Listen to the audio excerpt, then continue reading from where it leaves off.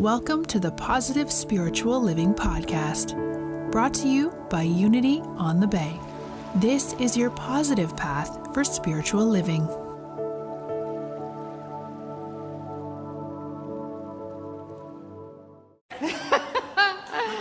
I love me some Bee Gees, and you guys just killed it. Wow. So that energy, yes, give them a round of applause. So that energy got me feeling playful. Those of you who have been to my office know that I have a lot of toys. Those of you who attended the silent retreat know that I have a lot of toys. And this is one of my favorites. So this bright cube sits very prominently on a top shelf in my office. And when I open my door, I see this bright color and I smile because it's bright color. And it reminds me to be kind because there's little words written on here, random acts of kindness. So toss the die. Give a compliment. Oh, Faye, I love that lip color on you. Easy, right? Don't you love that lip color on Faye? Or pick up some litter. Okay, that's easy. If I go in the parking lot, I'll pick up that gum wrapper and put it in the trash. The point is that these little things really make a difference in the world, right? So remember, the smallest act of kindness can be the most powerful note in the symphony of life. Let your love be the melody that fills the world with harmony. Now, I think we can all agree that children and dogs love more freely and generously than we adults do, right? Did you see those happy kids singing, giving their love? When we get this baggage and we get these thoughts like, oh, what are they going to think? We're not as free of giving of ourselves, right? Kids are always like coming up and hugging you, or here, I drew this picture for you for the 100th picture to put on your refrigerator, right? And last week, dogs, those little furry things that are always waiting for us by the door, they're so happy to see us, so happy to give us love, right? They're always wanting to be with us. Well, last week, I witnessed something with my little dog, Jackie O. So this is a photo of the path where we walk a couple of times a day. And we have a regular routine. We walk down the sidewalk along the lake. We go to a certain point. We turn around. We come back. There's a fishing pier. We walk out on the fishing pier. We come back and continue on home. Well, on this particular day, Jackie only got about halfway out on the fishing pier, and she stopped. She wouldn't go anymore, and she pulled me back off the fishing pier to the sidewalk. I thought, this is really very, very strange. She's cutting her walk short, right? But we got out to the sidewalk, and there was a teenager standing there. Tall, lanky kid in jeans and a black hoodie that was pulled way up over his head, and his face was buried in his phone. And he was just standing there. Well, she went right up to him, paws to toes, and looked up. There was no reaction from him. So she does one of these little, and her tags are jingling. Still, no reaction. So finally, she takes a deep breath, sits herself down, and lets out a and with this, I see his hands start to tremble, like he can't ignore this anymore, right? And so at this point, I spoke up and said, hey, good morning. And he picked up his head. I could see his face, but there was no expression at all. And I said, hey, little dog just wanted to say hello to you. She thinks you're pretty special. And his face lit up, big smile. And he said, is it a boy or a girl? In his best middle school voice. And I said, oh, she's a girl. He immediately got down on his knees and started playing with her. And they had just a few wonderful moments of sharing love and sharing laughter and being playful. So I don't know how Jackie knew to stop and talk, and commune with him, or what it was that he needed, what kind of a day he was having. I see him out there every morning sitting on a bench alone.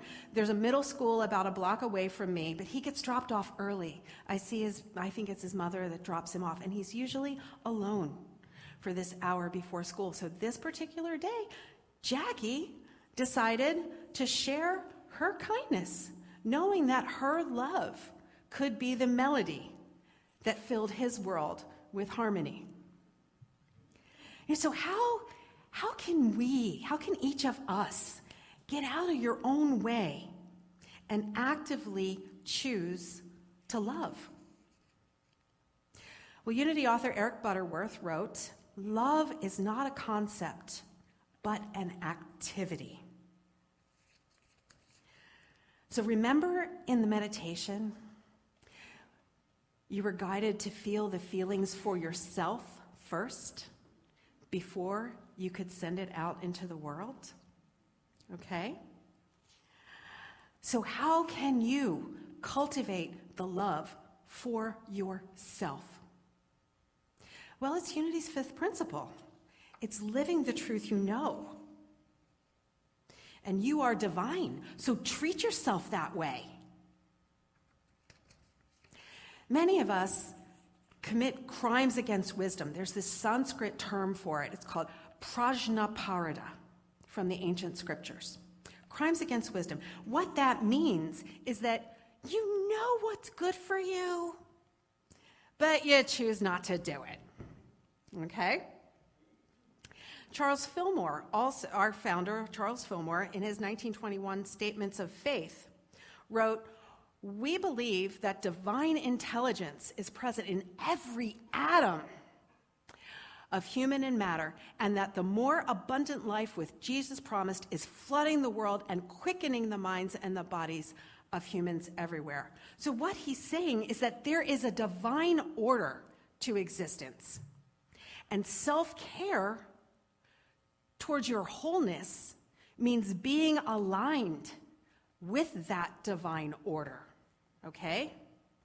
So it's simple things. It can be simple things like going to bed at a reasonable time to honor your circadian rhythms. I mean, how many people are like me? You turn on the television, oh, I'm just going to watch a half-hour show before I go to sleep, and before you know it, it's 2 a.m. Guilty, okay? Crime against wisdom, right? Or how about our stomachs are about the size of our two hands put together. Put your two hands together. This is called an anjali in Ayurveda. This is a measurement. This is how much you're supposed to eat. Do we eat the whole pizza anyway? Okay. Crimes against wisdom, okay? See how easy it is to make better choices. Or like, exercise. I know I should exercise this morning. Oh, I'll do it later. Oh, and then later becomes tomorrow. Okay, guilty, right? So it can be these simple choices that show kindness to ourselves, right? We have to make choices that are in alignment with what your body tells you and your belief systems. Because where we have a physical body, we also have an emotional and a spiritual body. Okay? So what that means is that your choices also must be in alignment with your values.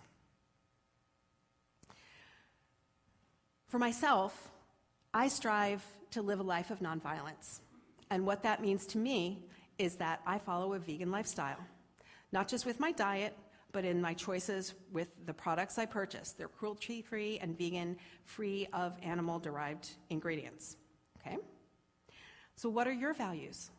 And are you doing things like that, like buying local and taking actions according to your values? Another thing is like for climate change. if you are concerned about climate change, then every time you eat beef, this is against your values, and you are out of alignment with divine order, because the Amazon rainforest is being plowed down to create grazing fields for cattle. So for your wholeness, for your healing, for your health, your well-being, your self-care, your self-love, align your actions with your values. Let your love for yourself be the melody that fills the world with harmony. And so now, once you have cultivated a deep love for yourself, now you're able to share it with others. Remember that you are divine, and so is every other unique expression of the divine. So now I invite you to turn to your neighbor and say, "You are divine." Now I'll go the other way. You are divine. Oh, and I see Unity on the Bay. There's so much love. We're not just you are divine. We're hugging, we're kissing, we're sharing the love. This is so beautiful. And everyone is worthy of love. You are created in and of love. And guess what? What you just did here, studies show that kindness, which is an expression of love, is actually good for you. According to a Mayo Clinic study,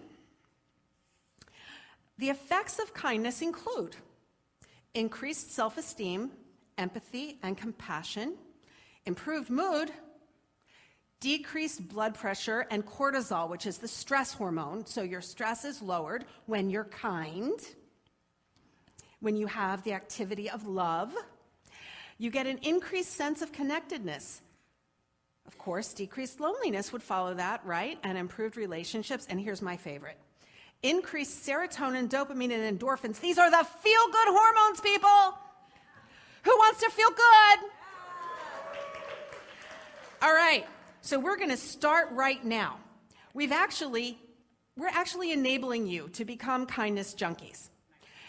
Everybody should have received a postcard when you came in today. Postcard looks like this on one side.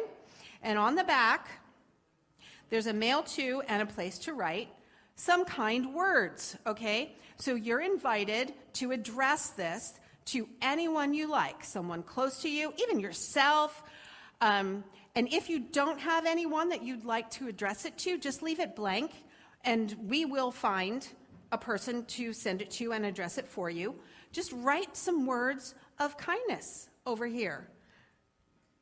Like, I loved Faye's from the last service. The back of your knees are sexy. Okay? It can be anything. Write some kind words here, address it or not, and then give it to our ushers as you're leaving today. We will stamp them and mail them for you. This is easy. This is an easy act of kindness for you to engage in today. This activity of love. Another one, those of you who received a membership renewal, you received 2 of these stickers, one for yourself to remind you about your own self-love, and one for you to give away. Give it to someone today. And then when you join us on Ash Wednesday, you're going to get this little Valentine's Day heart necklace because Ash Wednesday falls on Valentine's Day. Again, keep it as a reminder of your self-love or give it to someone special. All of these are activities of love. This is kindness. It's going to have all these wonderful effects on you. Get those feel-good hormones going, right? So, the Dalai Lama said, "Be kind whenever possible." And it is always possible. Be kind to yourself, to others, to the planet, and to all beings. Let your love be the melody that fills the world with harmony. Namaste.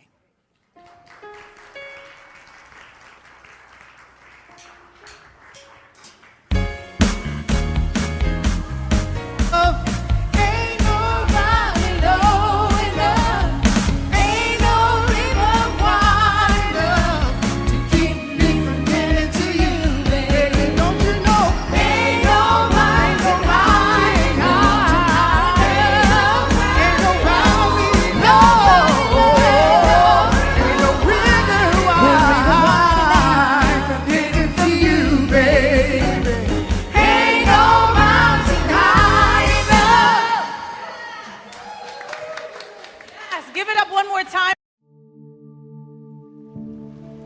We hope you enjoyed this episode of the Positive Spiritual Living Podcast, brought to you by Unity on the Bay, a spiritual community located in Miami, Florida.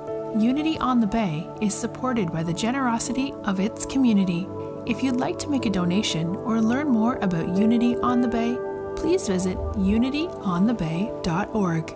You can also follow Unity on the Bay on Facebook, Instagram, and Twitter for even more positive spiritual inspiration. Until next time, thanks for listening and many blessings. Namaste.